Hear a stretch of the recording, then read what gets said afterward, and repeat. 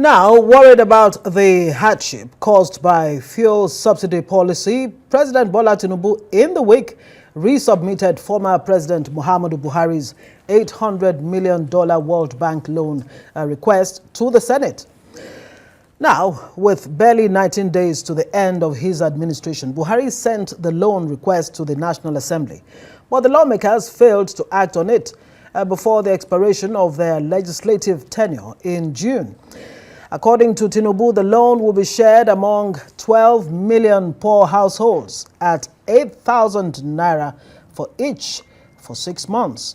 Now, the money will be sent through digital transfers directly to beneficiaries' accounts and mobile wallets.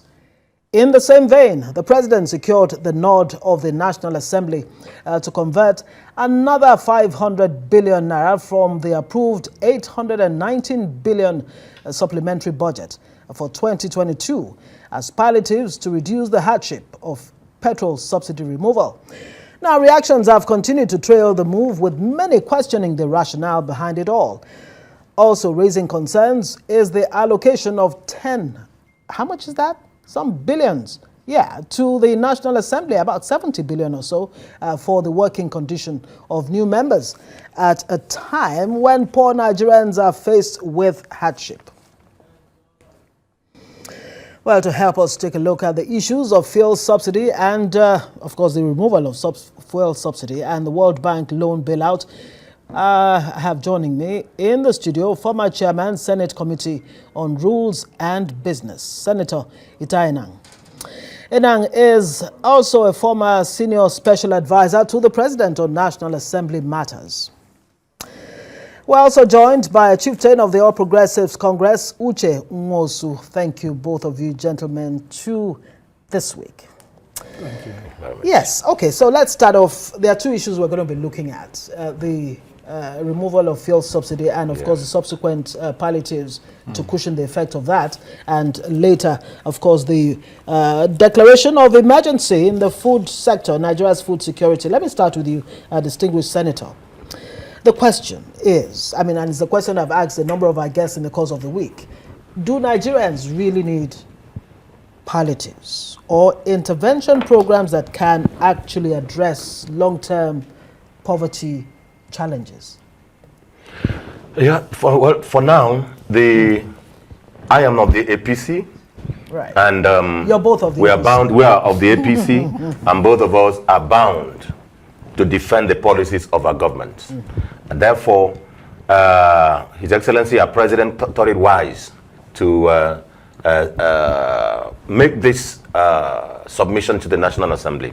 Don't forget that, as you've stated in your narrative, the former president also made that request, but it wasn't agreed to. Right. And of course, it was one of the palliatives, one of the encouraging steps that the World Bank sought to make to assure Nigerians, to give government comfort to remove fuel subsidy. So I think it was an unsolicited action by the World Bank just to encourage us. I have always said that nobody should trust the World Bank, and the developing countries of the world should always suspect the World Bank. Why is that? Because World Bank can never give you something that makes you develop.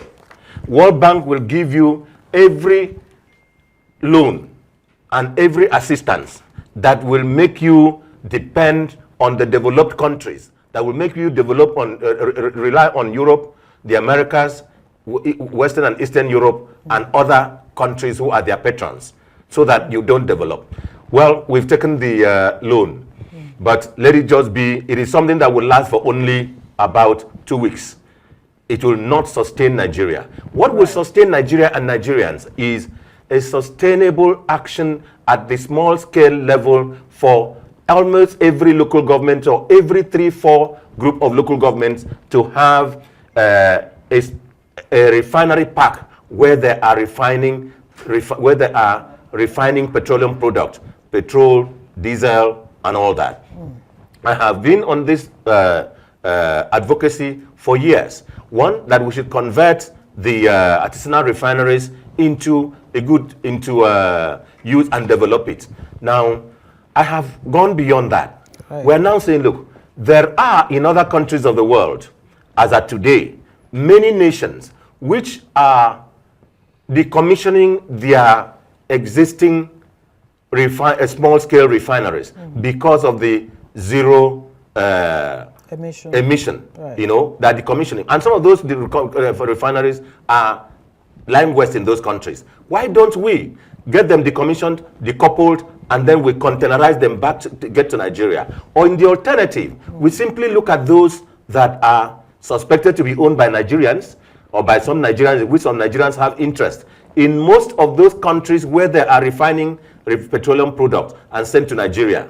Because it is alleged, and let me use the word alleged again, that why people in the NNPC and people in the oil industry and those who are in the family of the petroleum will not want any refinery in Nigeria to work is because, and will not want the petroleum refined in Nigeria, is that they have interest in either in the petroleum refining industries and refineries outside the country.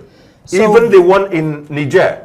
Now again, most of them are surviving on the vessels in the sea which are bringing this product, and so they wouldn't want it to end. Finally, I mean, to conclude on this matter, I would want to say that, look, we have a lot of fund in this country.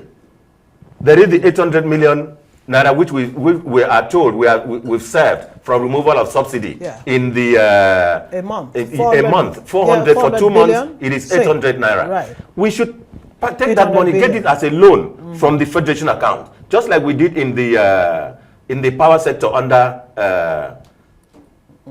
Obasanjo, and then use it in building small-scale refineries. Second, there is the Petroleum Technology Development Fund, PTDF. Right. It was intended to create and use the money to develop small-scale industries, including small-scale refining in the petroleum sector. There is also the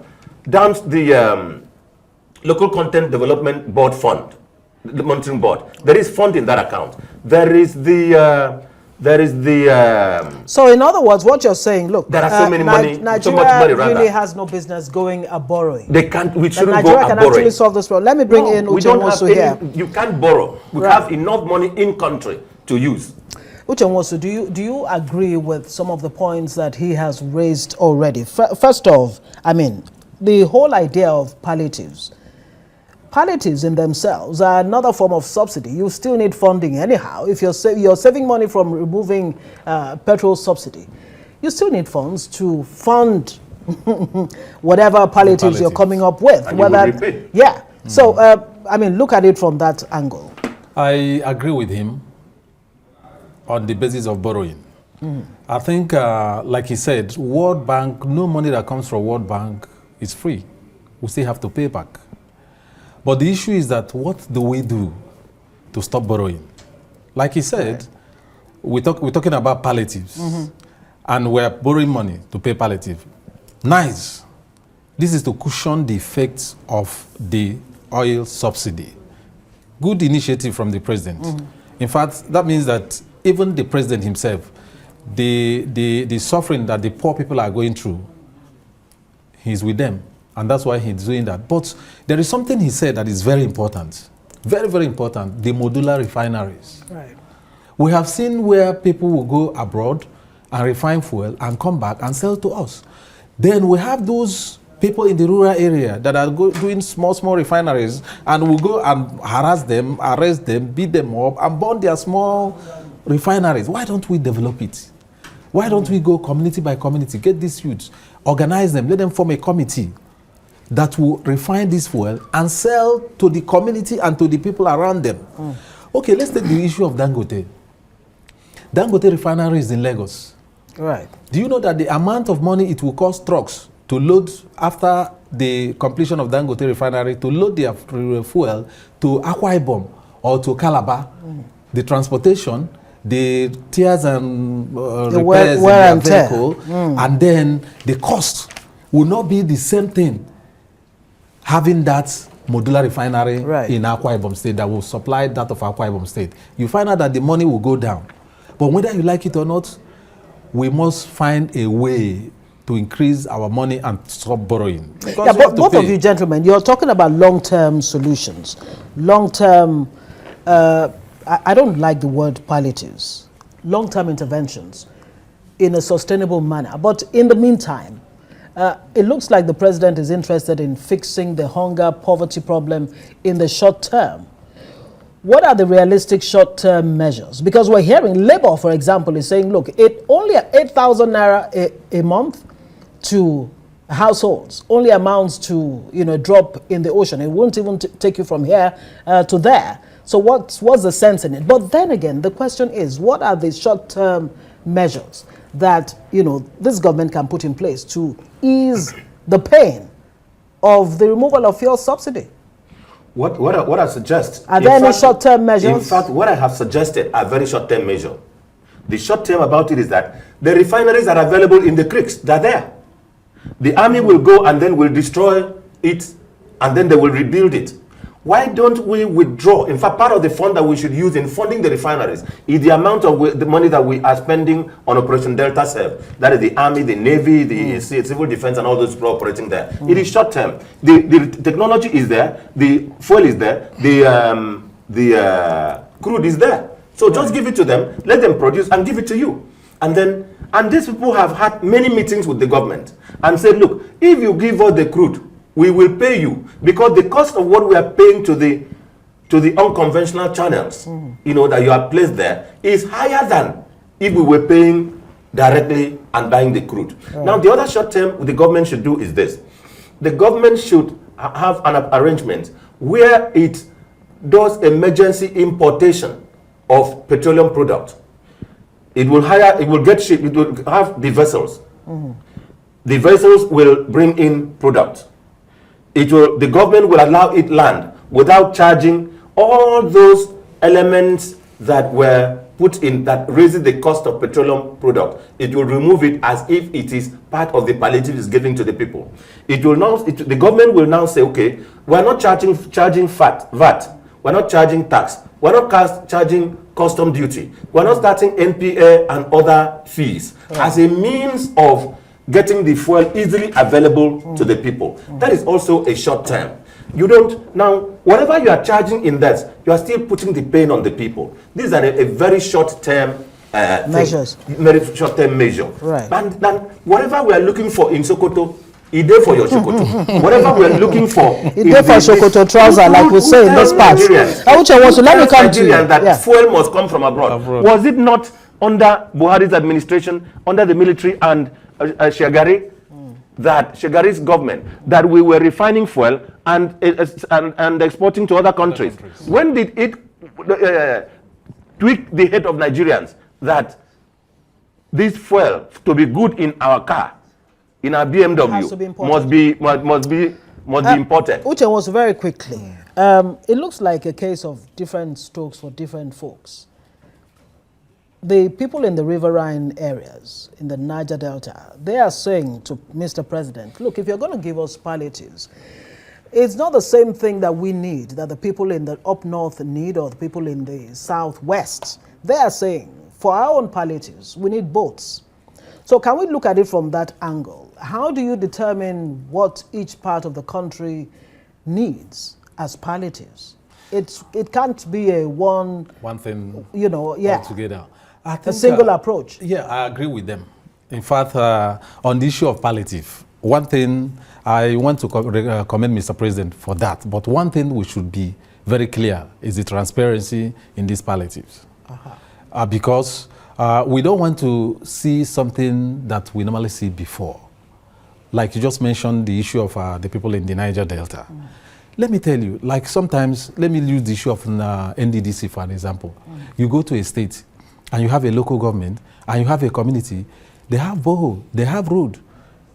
The NDDC will not come and liaise with the government in the state to say, okay, you people have water, you people have road, why don't you give it? They still come back and give them road. At the end of the day, they have not solved their problem. Right. So on this palliative, there are people who need cash. There are people who need a boat.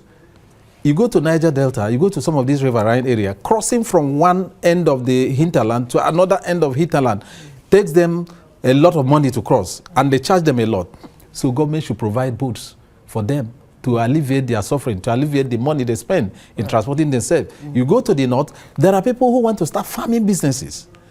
That comes on the issue of food security, where the government will provide the materials for them to farm, provide free fertilizers, free loans that they don't need to pay addition on it. Then provide seedlings for them to farm with it. And then you go to Southeast, where you have businessmen. Now you're talking about people who are used to trading. What kind of palliative do they need? They might not need the kind of palliative that you need in the creeks. They might need like small money, 100,000, 20,000, 50,000 to start their small businesses. So which means the 8,000 naira is a non-starter? No, the 8,000 naira. Where does it go? No, the 8,000 naira is good. Let me tell you, there are families in this country that to even get 5,000 to feed themselves in a day is very difficult. 5,000 a day? 5,000. A day or for a period? Thank you, for a period. But the 8,000 is for a month, for households. It's a serious matter. So the 8,000 naira equals 60 million. Yeah, the 8,000, 12 million households. The 8,000 naira is good, but what we are pleading that Mr. President has done very well in increasing it from the former 5,000 of our former President Muhammad Buhari to 8,000. But what I am pleading is that it should be increased to either 20,000 or 15,000, so that when that money gets to them, not money to go to market and buy rice and chicken and that ends it. So it's money that, even though you're buying rice and chicken, you have a little money to invest in your, for those of them who sell crayfish and vegetable in the market, for them to have a small money to cushion their sales in the market. So the money should be increased, but the 8,000 naira will go a long way in solving some problems. Some people might see it as a small money, but a beggar who is on the street that doesn't even have 1 naira. Now that's the point. Where do you get this? Well, I mean, government is saying transfers will be made through people's bank accounts and all of that. And you all know that the issue of unbanked population is quite large. And the side of the population that's actually unbanked are these poor people who need this 8,000 naira palliatives. Where do you reach them? And exactly how can you get these funds to them effectively if you're actually, handing cash to them? It looks like one of you gentlemen, your phone is on and it continues to beep. You might need to, turn it off. I think you need to check your phone. Sorry. Okay. Yeah. Okay. Let me on that issue of okay, great. On that issue of palliative. Before now, you see government releasing this money to Federal Ministry of Humanitarian Affairs. Let me tell you, there is no how I can sit in Abuja and I know how many people that have been given this money in my village or my local government. It's not possible. So at this time now, federal government should form a committee involving association. It's not the normal, usual way of 70% of this money will go to one person who from one local government or one community will send names with different phone numbers, but the same person. At the end of the day, this money is being transferred to one single person. Now, it has to be very transparent. The government should form a committee with market women, traders, mechanics. These are the disabled people. Form a committee that these people should go directly to those people and publish it. When you make their names, go to the community. Look, community B, we have given 100 people palliatives. Publish their name. Let the traditional ruler say, yes, this person is from my community. But if we continue the normal way we used to do it, it's not going to work. I'm happy with what the First Lady is doing with her NGO. She needs to come in now. Everybody must be on board. Meeting the wives of governors. Meeting the wives, and it's not a party affairs. It's for Nigerians. I wish we could, explore our knowledge of mathematics and say $800 million. How many hospitals can it provide? How many schools can it fix? How many roads, also, in a way that can actually, indeed, in a long term, impact on the lives of the people, and not necessarily just giving them cash. I'm not a fan of palliatives, but I think that we shouldn't apply this. Yes, it's given us as palliatives, but whatever we call palliatives, whatever can solve our problems and take us to a better level, in this country should be our definition of palliative. Right. My idea of what palliative should be is, how do I make somebody who was able to go to work in the morning and come back, to be able to still go to work and come back? How do I make somebody who was able to go to work 5 days a week, who now goes to work 3 days a week, how do I make the person be able to go to work 5 days a week again? Right. And that is by way of returning him to what it was. I look at the kind of palliatives in one of the things I've suggested. Look, can we invest part of this money by way of waivers? Waiver by way of, one, getting into local production emergency, two, of petroleum emergency, two, importing these petroleum products with a lot of waivers, a lot of taxes and customs duty and everything waived, so that the petroleum product can still arrive and the person can buy it at a reasonable price and then still able to produce for the economy. Because if somebody who was going to work 5 days a week is now going to work 2 days a week, it is the economy and the GDP that is suffering. Yes. Yeah. Now, I think we should know that, one, this, what they call palliative, we will still repay. It's not a grant. And so we should invest it in things that can regenerate in the economy. Right. We should apply part of it in the emergency food production program, which will make food available. It shouldn't just be distribution and let it be consumed, because you will pay. You will pay. Perhaps it will be paid by, if you look at the instrument that His Excellency Mr. President transmitted to the National Assembly. Now, it will state the conditions of paying. It will state how long you will pay, yes, and from which source you will pay. I suspect it is oil, because sometimes the vote and proceeding doesn't state how. Sometimes it simply says it will be such conditions as the Minister of Finance will negotiate and agree. But these are things that we should think of applying the money in a manner that looks as an investment, which will have some returns that it will lighten the pains of Nigerians and return the economy to a running stream. Finally, there is something that people are doing now which is encouraging. A lot of people are trying to avoid petrol. Good effort. They are having generators that are running on gas. Looking for alternatives. Yes, looking for alternatives. And I think it is one of the best things that has happened. But let Nigeria beware that this is how we were celebrating coal. Now, nobody needs coal again anymore. Now, if we get so much of these alternatives, but I recall the economy of Nigeria will suffer. Let me even come in there very quickly. Not too long ago, President Tinubu actually made a case, of course, long before he became president, that, look, this whole idea of doing away with coal may not be realistic for our environment, for a growing economy like Nigeria. Yes. You know, that we may still need to rely on coal until we're able to meet up with energy demand. Yes. So I mean, that does make some sense, doesn't it? It makes a lot of sense. Yeah, but let me quickly come to you, Uche Nwosu. I mean, a fundamental question has been asked. Imagine you as an individual or a company owner, you go to the bank, you know, take whatever loans that you want to, whether it's $1 million or whatever it is.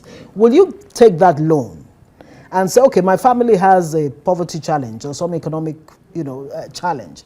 Let me distribute to members of my family to solve whatever those problems are.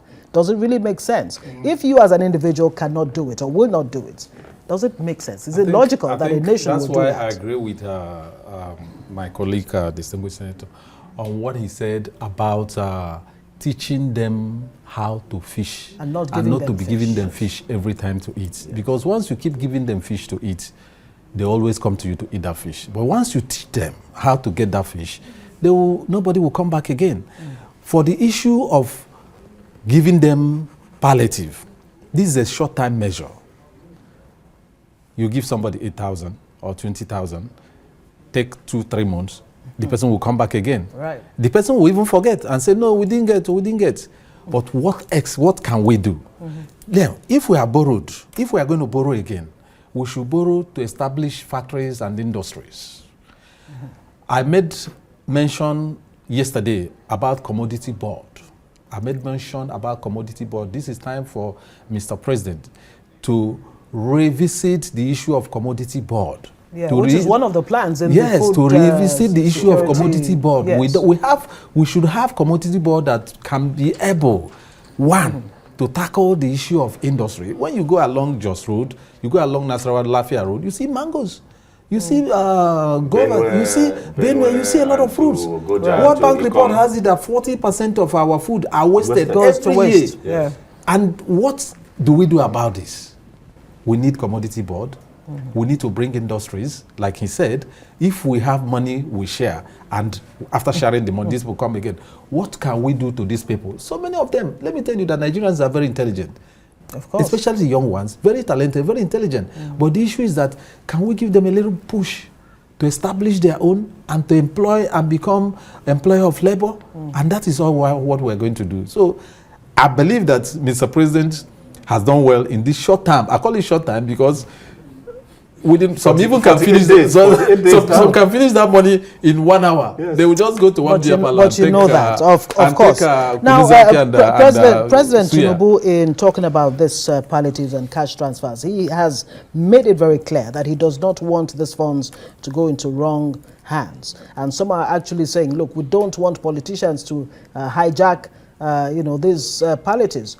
What measures or systems can government put in place? I mean, you talked about committees to look at those. In addition to all of that, what systems need to be put in place to ensure that, yes, okay, not really necessarily accepting the fact that palliatives are good, but apparently there's really nothing much we can do about those palliatives. What do we do to ensure that those funds, the 8,000 naira, actually gets to the the families? In fact, I think I've addressed part of this question. Is that my answer is, whatever you call palliative is palliative. It is not palliative when you give somebody money to go and buy rice and chicken one day and eat. It is palliative if you give somebody money and he's able to give him 8,000 or 20,000 and is able to buy seedlings of potatoes or tomatoes and then plant around his yard, or buy condemned rubber and then this condemned rubber and then put sand there and plant water leaf. Family farming. That's what you're saying. Now plant it and then get it. You remember what was done by His Excellency Professor Yemi Osinbajo under when this program was under. It was just, they will come see that you have the need in the market. It was managed by Mrs. Wali or something, the wife of the former Chief Justice of Nigeria. Now, it was well managed. And so we should replicate this so that it is not palliative to it. It is palliative for you invest in your small manner.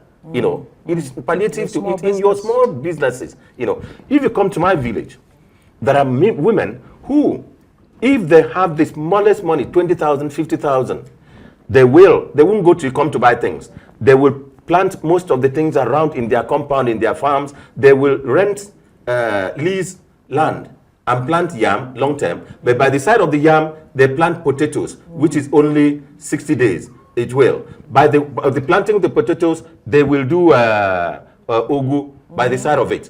It will yield quickly, they sell the leaves. So these are the kind of plan that we should have, an integrated thing. We should not give this money, we should not apply it, like they say, to build schools, to do hospitals and so on. It shouldn't. It should be in the smallest investment. Even apply it in, we're talking about emergency food program.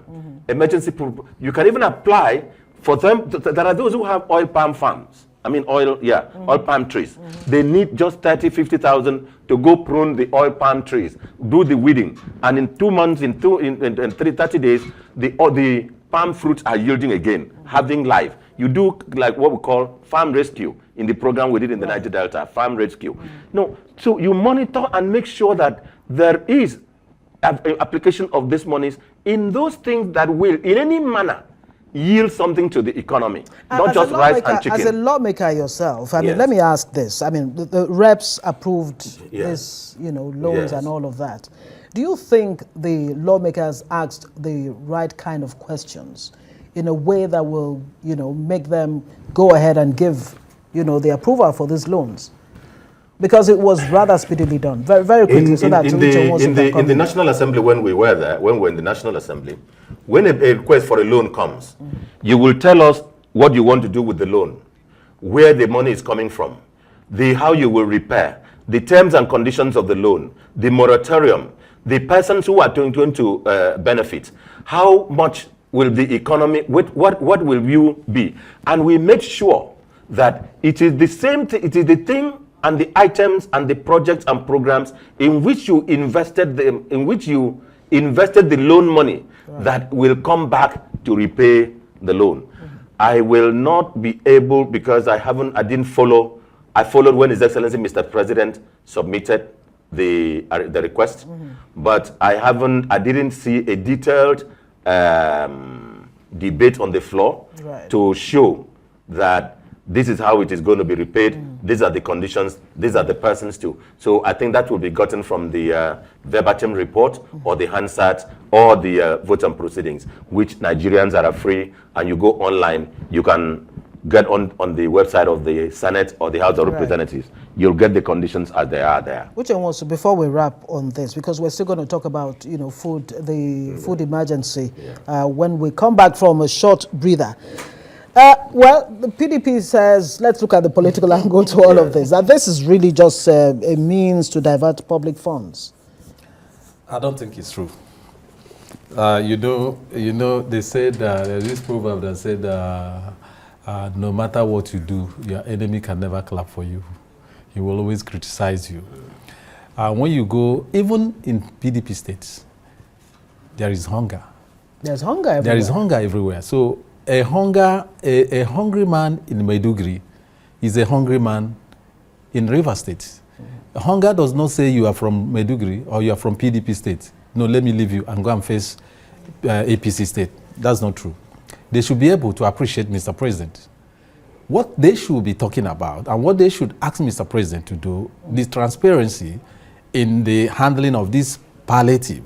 Like I said earlier on, that it should not be business as usual, where a minister or an agency sit here and tell me that in my village, Umuokwe, in Eziamobiri, in Kure local government, that 20 people have been given some money. Then I call and they ask, no, they've not received any money. And you ask them, they say, no, it got to them.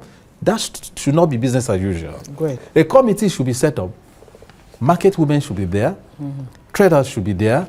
Students should be there. Farmers should be there, and select some elder statesmen and women to be part of this committee, so that when they make their recommendation, it should be published in the state and the local government. All right, we'll need to leave it there. Thank you, both of you, gentlemen. We'll take a short break and come back, and we'll be having a farmer actually join us, African farmer, Mogaji. Stay with us. All right, welcome back. Also in the week, President Tinubu declared a state of emergency on food security. The president therefore approved that all matters pertaining to food and water availability and affordability as essential livelihood items be included within the purview of the National Security Council. Well, Special Advisor to the President on Special Duties, Communications and Strategy, Dele Alake, disclosed this while briefing State House correspondents after consultations with key stakeholders in the agricultural sector at the Presidential Villa, Abuja. He said that the president has directed an immediate release of fertilizers and grains to farmers and households to mitigate the effects of the subsidy removal. He also said there will be an organic synergy between the Ministry of Agriculture and the use of water resources to ensure adequate irrigation of farmlands and to guarantee that food is available all year round. At this point, let me quickly bring in our guest in Lagos, African farmer Mogaji, who's joining us from our Lagos studio. And of course, both gentlemen are still here, Senator Enang and Uche Nwosu. Let me start with you very quickly. African farmer, good to have you and thanks for your patience. I mean, this affects you directly as a farmer and as an expert in agriculture. First, your thoughts on the declaration of emergency of Nigeria's food security and what you expect as an outcome of that declaration. Well, it's a long-awaited declaration. In the last 3 years that I've been, more frequent here, I have actually been talking about the challenges in the sector that is not to the open.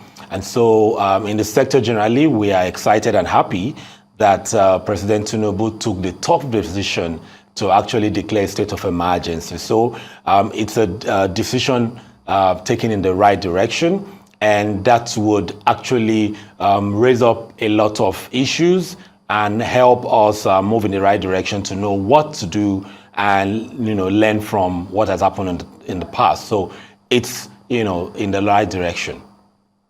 Now, on the issue of all matters pertaining to food and water availability now should be within the purview of the National Security Council. What do you make of that? Is that also in the right direction? Well, it's a two-sided coin. So basically, what that does, it gives confidence to the players in the sector that the president or the presidency would always have information about the happenings in the sector. So the issue, the fear of kidnapping, banditry, there's this confidence now that that will be a story or thing of the past. However, on the flip side of that is there are many things going on at the same time in the country. So having the National Security Council also oversee agriculture may pose a challenge. Though we expect that maybe the Minister of Agriculture and Water Resources and some other key experts will also be part of that council. If they are part of that council, then we know that they are in the right direction, provided that the Minister of Agriculture is an expert with a background in the field. If we have a Minister of Agriculture that does not have a background in the field, then it may be a huge challenge. Now, the fundamental question, how exactly can Nigeria achieve food security? I mean, look at grazing reserves will be back. He said the ranches will have sections dedicated as grazing reserves. That was a subject of debate in the country for quite a while. But the fundamental question, like I said, how can we really truly achieve food security across the country? Well, first and first is a statement by the spokesman to the president saying that availability is not the issue, that affordability is the issue. Generally, that is not accurate. They need to query that assumption. It is more of availability than affordability. If you mix those two things up, then the president and this administration will also not get it right. So, but what needs to happen now, because of the challenges ahead, one is that we need to ensure logistics. Logistics is more important than giving seeds and fertilizers now, because what the farmers currently produce, some of it will go to waste, and it fluctuates between 30 to 40%. So if we can ensure that this food moves directly to market, we'll be able to reduce that. Secondly, is that we have had unqualified personnel heading various departments, the river basins, especially in the south in Nigeria. So many of them don't have working knowledge of the sector. They come from foreign affairs and co to come to technical positions. So bottom line, we need that to happen. And fortunately, Honorable Femi Gbajabiamila is in charge of that now. We need the government not to go the route of smallholder farmers again. That designation of smallholder farmers need to be youths. Most of the smallholder farmers were smallholder farmers, youths 30 years ago. We need it to be youths. Then we need the private sector has really been challenged in the last 3 years. Many people have abandoned the farm projects, and they represent a major number. So government should be reaching out with the credit they're talking about to the private sector who have facilities and structures that has been abandoned, instead of funding new sets of people who will now go and develop structure, buy land. So that the turnaround time with those ones will be very fast. It's good that the synergy between the Ministry of Agriculture and Rural and Water Resources. However, the government needs to understand that most of the river basins have challenges. What do I mean by that? So if you have a site that says, a project site that says we have maybe 50,000 hectares or maybe 100 and something acres of land for irrigation, 9 out of 10, most of those facilities, some of those facilities are not functional. They may have some defects, but on paper, you would have some of the staffs present them with the actual, in terms of, with the assumption that those things are functional, but many of them need some repairs and co. So the government needs to double check every document they give them, every data they bring. That is very crucial. And also, to feed Nigeria now, we must be looking at regional, not central. It should be, each region should go back to produce and trade with each other. If we don't go to the regional, we would have issues. We need to reintegrate the cooperatives. That is also very crucial. Then we need to decentralize markets. During COVID, we moved the markets from the major locations, to public schools, so they sell their weekends. We need that to happen now because the cost, will go up. And let me say this. The cost of subsidy removal has not reflected on the price of produce that we have now. By 15th of end of July, stroke 15th of August, we will see the true reflection of the cost of production come out. So the price of food will go higher. So we need to decentralize these markets to move them more to people, to accommodation where people are staying, so we can be food secure. Absolutely. Before I come back to the gentleman here, we still have 15 minutes, so I will just manage with that. I'd like to get your thoughts on this the order for an immediate release of fertilizers and grains to farmers and households, of course, to mitigate the effects of the subsidy removal. You touched on that briefly earlier in your intervention, but I'd like to get a clearer view of yours on this. So this needs to be clear to the new administration. Most of the fertilizers that the government has is not as potent as it should be. So what that means, it's beyond the distribution. Distribution is good intention, but they are going to give the fertilizers with the intent that it will increase productivity or yield. Most of those fertilizers, you will see 15, 15, 15. Most of them probably 10, 10, 10, depending on the company that supplied them. So what needs to happen is they need to first test those fertilizers before they give it out. So that before they come to the media to say, we will produce 100,000 metric tons of rice, they know that it's the fertilizer that can produce that. How are they going to distribute it? When they say grains is for consumption. Seeds for farmers, most of the times, government doesn't handle that, it's the private sector. But they need to invest also in the seed company because it's long-term. But as I speak to you, not just seeds, agrochemicals. If you have good fertilizers, a lot of the agrochemicals used in the country, currently, many of them are substandard also. So that's why most of the export products is rejected. So we need, a lot needs to happen at the same time, but we need people advising government to pay attention to real details as against theories. But bottom line is that this administration has a huge opportunity.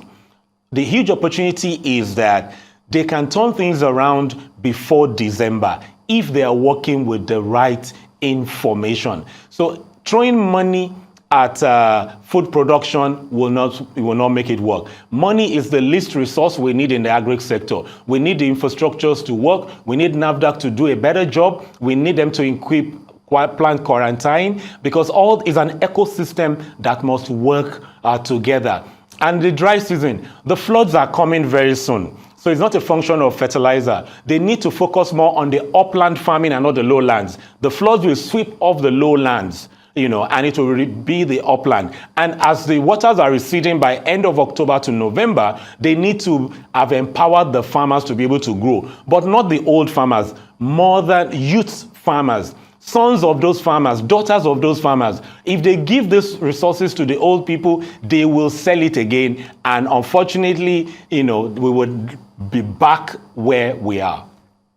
African farmer Mogaji, I'm hoping this government will actually glean on, your knowledge of the sector to make a success of whatever vision he has on food security in Nigeria. Both of you gentlemen, let me come back to you very quickly. You heard some of the comments he made there. Can I even begin to itemize them? I mean, you actually said you were, on the issue on right, and Niger Delta, and my beat was economy diversification and agriculture. Right, that's what I was working on. Right, and he said, look, the solution to all of this is beyond the issue of distributing fertilizer, grains and all of that. You need to get the right people, to really do this job. People who understand the sector that can give you results. In fact, let me take on where you took on where you started. The matter being taken as food security and being in the National Security Council. Exactly. Now, national economic security, food security is the real security, because if you don't have this security, then you are going to face arms, guns, and other kinds of resistance. Right. And of course, part of what you're having in this insurgency is about land to plant, land to graze, and so on.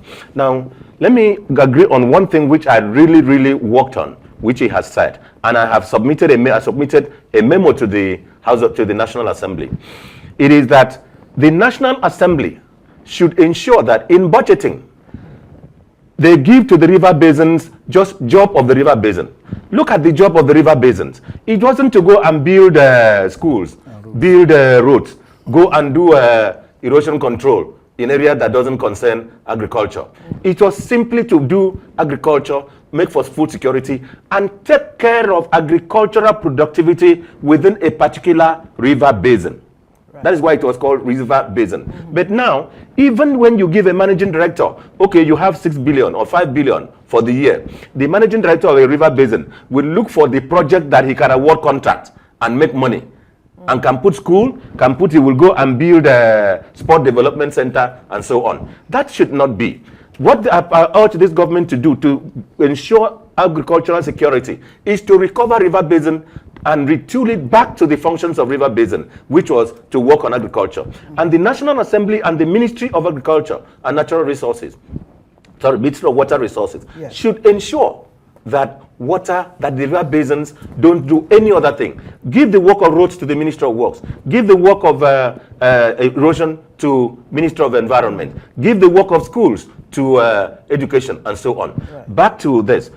As a senior special assistant to the president on Niger Delta affairs, my main beat, one of my beats was economy diversification and Nigeria beyond oil. Right. And as we were working on it, COVID came. And I was asked to design how do we work on the COVID, or working with the Secretary to Government. And then we submitted a proposal on which was accepted, and we worked with the central bank, worked with NISAL, right, which provided the COVID money. And then working on the COVID money, what we did was to get those who were interested in agriculture, who were interested in poultry, goatry, rice, and we got the river basin authorities, all of them. The managing directors came. There is a plan which we worked and which is there and which was funded, and it produced rice, it produced many things, and most of those things they're still being paid. I mean, they're still being repaid. Go back to that plan. Uche, yes. Nwosu, on this, one of the things Mogaji said, look, this thing cannot be centralized. Let it be a regionally driven, project. I would even say it should be driven at the state level, not necessarily at the regional level. What's your take on that? I think I totally agree with you. You agree with him? First of all, we ask ourselves, what is food security? Mm-hmm. Making food available and having it when we need it and when we want it. The president has declared emergency on food security. Yeah. First thing first, security. Can the farmers still go back to Dambua? Can they still go back to Gwaza to farm? Can the people in Benue State still go to their farm to farm? Now that we have a set of new crop of service chiefs, they should go in now and provide security and clear the forests and our farms from these banditries. Second one, farm equipment. What do they need, these farmers? Loans. He made mention of fertilizer. he made mention of equipment, like tractors and the rest. Yeah. Then Seedlings. Yes. Third one is storage. I said earlier on. You can have a farmer produce 1,000 mangoes and then oranges. Yes. Nowhere to store it. Yes. Government should build storage in those places and partner with processing And food companies. processing companies. Buy those products from the farmers, cassavas, millets, and then take it to the processing companies for them to process it Right. and bring it back to the people to sell. Let And me finally- quickly, yes. And finally, commodity and marketing board. Very Absolutely, important. and that's That's exactly what I'm up to taking to Mogaji right there. Mogaji, you have the last word. I mean, this is about you. Commodity boards, and what would be your advice to government for this food security, emergency to actually work? So there are like 6 major commodity boards that we can have. One is to regulate external price. One is to regulate internal prices. One is to also compete, like the river basins. They should be producing, and the produce from the river basin should be sold cheaper. So when it's sold cheaper, other people who want to take advantage of the market will not be able to do that. Precisely, the river basin production should be used to encourage people who pay tax, the civil servants and the people in the employees in companies who pay tax, to reward them so that they can buy food cheaper and see a dividend of the subsidy removal. Then outside that is the export. Now, if the government is not careful and they choose this commodity board, if they are not careful, we would have people who would corner it and it will become their business. But the commodity board should be representatives of farmers, government, insurance. It should all be all-encompassing with different people in the value chain. That is when it will work. And don't forget, if government does not fund or support or facilitate, they cannot regulate any price. Until they do that, that won't happen. And even to do that, they need to engage like fertilizer, the Dangote fertilizer, the Notori. Everything produced locally should be embraced now. And the commodity boards also should broaden the scope to encouraging what we call eat local. Where if every state house is eating what is produced locally and not pasta that we do. I always say, let's take corn, let's take fried yam, let's take our local things. Until we look inward with these commodity boards, because they can make profit also, we're not going to be food secure. But I can tell you this, the opportunity is there on the table. Thank you. That's a very good place to leave it. Senator Enang, thank you so much for joining us. Former Special Advisor to the President on National Assembly Matters, Uche Nwosu, APC Chieftain and former Chief of Staff to the Governor of Imo State. African farmer, Mogaji, agriculture expert, joining us on This Week. Thank you so much. I am Ngozi Alebu. See you next time.